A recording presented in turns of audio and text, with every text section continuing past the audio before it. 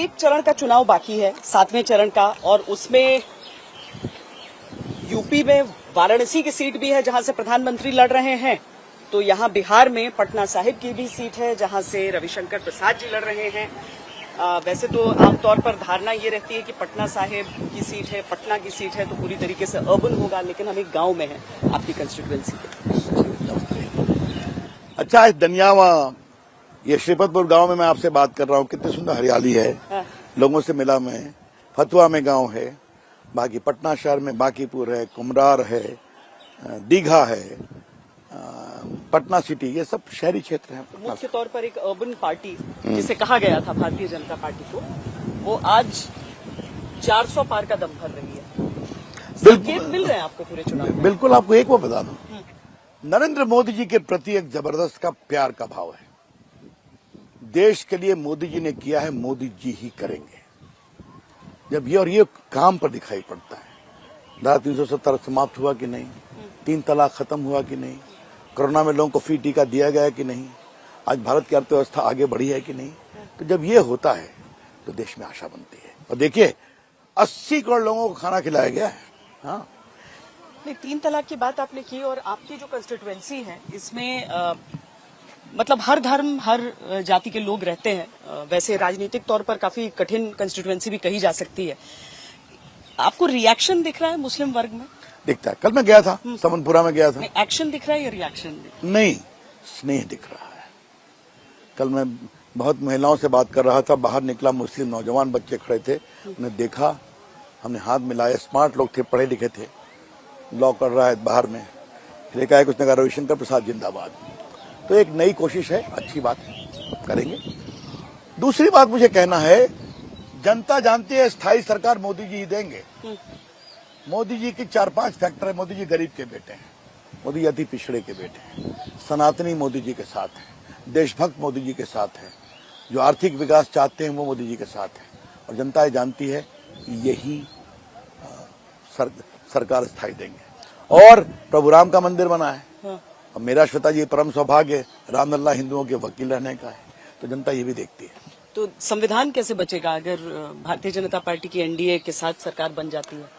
अच्छा, अगर शुद्ध पटनिया भाषा में बोलूं, राहुल गांधी तेजस्वी जी संविधान समझा है श्वेता जी? हाथ में लेके चल रहे हैं राहुल? हाँ, ये सुना है। एक बार हाथ में लेके हम भी चले थे ना, कि ओरिजिनल संविधान दिखाया था। प्रभु राम की फोटो है, उसमें प्रभु कृष्ण की तस्वीर है, उसमें महात्मा गांधी हैं, उसमें शिवाजी हैं, उसमें राणा प्रताप हैं, अकबर हैं, बाबर औरंगजेब नहीं है। आपको लगता है राहुल गांधी जो प्रति लेके चल रहे हैं उसमें नहीं होगा? उसमें वो तो खैर, राहुल गांधी कितना संविधान समझते हैं श्वेता जी। एक आपके चैनल पर बड़े विनम्र भाव से कहूंगा, अगर वो फंडामेंटल राइट के चैप्टर को बता दें कि किस चैप्टर में है संविधान में, तो उनका लोहा मान जाऊंगा। छोड़िए उस बात को। तेजस्वी जी, संविधान बिल्कुल सुरक्षित है। मोदी जी ने कहा है ओबीसी का आरक्षण, SC ST का आरक्षण कभी नहीं खत्म होगा। और इन्होंने कर्नाटक में मुसलमानों को ओबीसी बना दिया। ये इनका है वोट बैंक। इन्होंने 3 तलाक का विरोध किया। ये लोग महिला की बात करते हैं, छोड़ दीजिए। संविधान सुरक्षित है, सुरक्षित रहेगा। इन लोग का हताशा भरा ये नारा है। जानते हैं अब कुछ नहीं बचा, तो संविधान लेके चल रहे हैं। जो ओबीसी आरक्षण की बात कर रहे हैं, अभी नीतीश कुमार मंच से कह भी रहे थे कि ओबीसी आरक्षण का दरअसल उन्होंने शुरुआत की और उसे जो इंडिया गठबंधन के बाकी पार्टनर हैं वो चाहते हैं कि उसे ले। पर आपको लगता है कि इसमें बीजेपी अपना स्टैंड साफ कर पाई है? और ओबीसी वर्ग में ये बड़ा इशू है। ओबीसी के ऊपर हम लोगों ने कभी नहीं विरोध किया। वो होना चाहिए, तरीके से, ईमानदारी से होना चाहिए। और ये हम लोग का स्टैंड जानते हैं यार, कि ये मोदी जी ने बुलाया था लोगों से बात करने के लिए जब कोरोना हो रही थी। लेकिन एक तरफ ओबीसी की गणना की बात है, एक तरफ ओबीसी के पॉलिटिक्स की बात है कि मुसलमानों को वोट बैंक के लिए सबको ओबीसी बनाओ, जबकि धर्म का आरक्षण नहीं अलाउड है। हाँ, जो पिछड़े हैं, अति पिछड़े हैं, वो आने चाहिए। आज मोदी जी पसमंदा की बात करते हैं, जो पिछड़े लोग हैं। ये सोच की बात है। लेकिन जो संविधान को झूठा दिखाने की बात करते हैं, उनके बारे में क्या कहा जाए? तो जिन स्टेट्स में ऐसा हो गया है, जैसे बंगाल को लेकर, हालांकि अदालत की तरफ से ही आ गई बात, लेकिन वो चीजें क्या आप लोग को लगता है कि अगर एक बार फिर सत्ता में आए तो उस पर? बिल्कुल। हाँ। अदालत ने क्या कहा है, जिस तरह आपने सबको रेकलेसली ओबीसी बनाया वो गलत है। बात समझने की कोशिश करिए। ओबीसी का क्राइटेरिया है ना, इनकम क्राइटेरिया है, बाकी क्राइटेरिया है। हाउ कैन यू डू, सब मुसलमानों को आपने ओबीसी कर दिया। तो उसको उन्होंने चैलेंज किया, नॉर्म को नहीं फॉलो किया। वो सही बात है, होना चाहिए। बिहार में क्या आपको लग रहा है इस बार? तेजस्वी यादव बहुत उत्साहित हैं इस बात को लेकर कि बहुत ज्यादा गेन भाई, करेगी आरजेडी। दिन में सपने देखने पर कहाँ मनाही है श्वेता जी। 40 के 40 देखिएगा आप। 40 के 40 आपको लग रहा है? बिल्कुल, मुझे पूरा विश्वास है। नरेंद्र मोदी जी का एक बहुत ही छुपा हुआ वोट बैंक है जो जाति से ऊपर है, महिलाओं का वोट बैंक, लाभार्थियों का वोट बैंक जो जात से ऊपर है। आप देखिएगा। पटना को लेकर अगर खास तौर पर आपकी कंस्टिट्यूएंसी को, पटना साहिब को लेकर हम बात करते हैं, प्रधानमंत्री यहाँ आए, हमने एक बड़ा लंबा बड़ा सफल रोड शो उनका देखा। पटना साहिब भी वो गए, दर्शन की, वहां पे सेवा किया।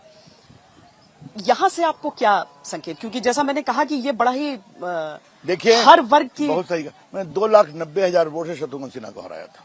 मैं नाम नहीं लेता हूँ जी, अपने विपक्षी का भी नाम नहीं लूंगा, उससे बड़ी जीत होगी।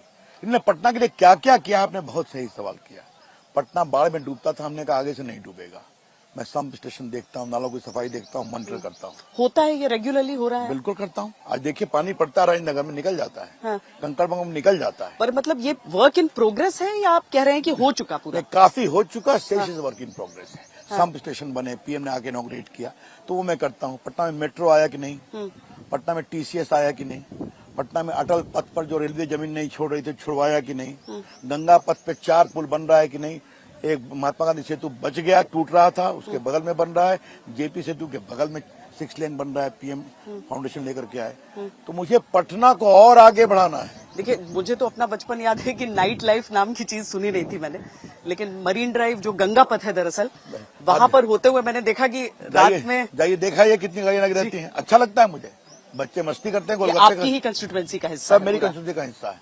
तो और लगे हुए हैं, मैं पूरा एक रिंग रोड बनवाने का प्रस्ताव कर रहा हूँ चारों तरफ। लेकिन एक होती है पुरानी बात रविशंकर जी की, मतलब ठीक है एक दौर में ऐसा हुआ, पर जब पिता की विरासत पे आप लोग परिवारवाद कहते हैं, तो राजनीतिक तौर पर अगर कुछ हुआ किसी समय में, तो ऐसा थोड़ी है कि उसकी नई पीढ़ी वही चीजें करेगी। देखिए, हम कभी नहीं मना करते। हाँ। परिवारवाद में कोई बेटा इलेक्शन लड़ सकता है। परिवारवाद का मतलब है पार्टी पर परिवार का कंट्रोल।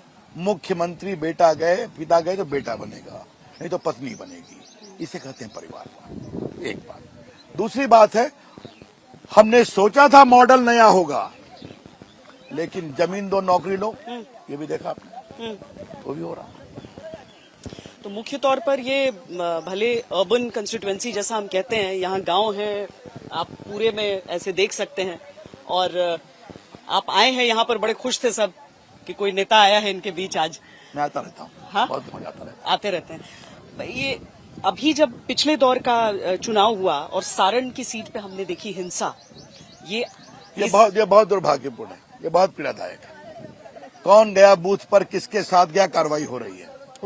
देख रहे हैं आप, कई उनके सिक्योरिटी वाले भी सस्पेंड हो रहे जो नहीं जाना चाहिए था। तो ठीक है, बिहार में एक समय हर चुनाव में हिंसा होती थी ना जी। बचपन में देखा होगा कितना मर्डर होता था, सब खत्म हो गया। चुनाव का अभिनंदन, ये ईवीएम का कमाल है। अब बैलेट पेपर छीने झपटे नहीं जाते। अब निश्चिंत रहिए, और ठीक होगा, बढ़िया करेंगे। ये एक दुर्भाग्यपूर्ण घटना थी, शांति होगी, मुझे पूरा विश्वास है।